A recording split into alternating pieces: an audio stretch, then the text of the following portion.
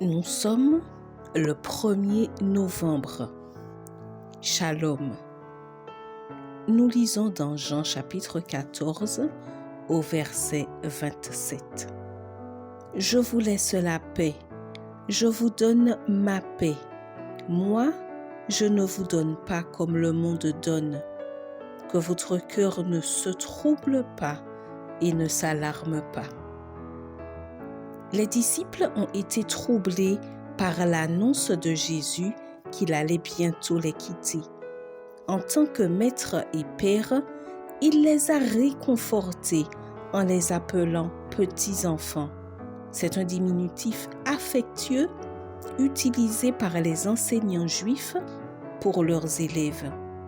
Il leur a donné des conseils et des instructions pour gérer avec succès la peur et l'anxiété.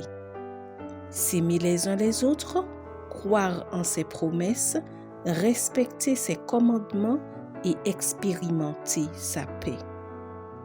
Ces indications sont aussi valables pour nous aujourd'hui, sachant qu'ils seraient confrontés à de graves tribulations. Il les a encouragés à avoir confiance et à espérer en lui.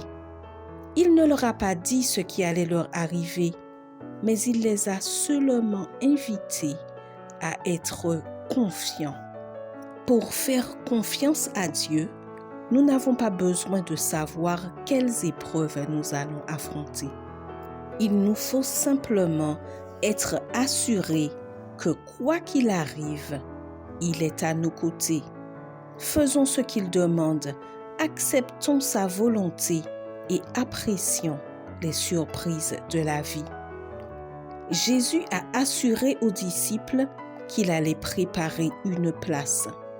Non seulement il te prépare une maison, mais il passera aussi l'éternité avec toi. Pendant son absence, jusqu'au jour de ton retour, il nous a laissé son esprit, le consolateur, pour travailler à tes côtés, avec toi et pour toi. Le Saint-Esprit a rappelé aux apôtres toutes les vérités que Jésus leur avait enseignées.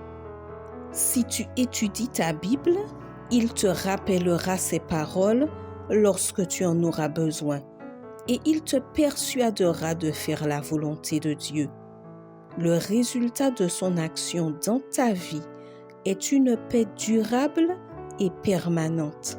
Non pas l'absence de conflit, mais la paix qui prévaut en dépit du conflit. Cette paix t'empêche d'avoir peur. Comme tu le sais, la peur est une des armes préférées de l'arsenal de Satan pour attaquer les chrétiens en soulevant le doute, l'incertitude et l'anxiété. La paix de Dieu, en revanche, freine ces forces hostiles et t'offre réconfort et force. Réclame la promesse du Saint-Esprit pour remplir ta vie de paix et garde un esprit disposé à la recevoir. Le mot utilisé par Jésus à cette occasion est l'équivalent à l'hébreu shalom, une salutation et une bénédiction de l'époque. Il l'a également utilisé pour saluer après la résurrection. Cette paix surmonte toutes les épreuves et toutes les circonstances. La peur détourne et minimise cette paix.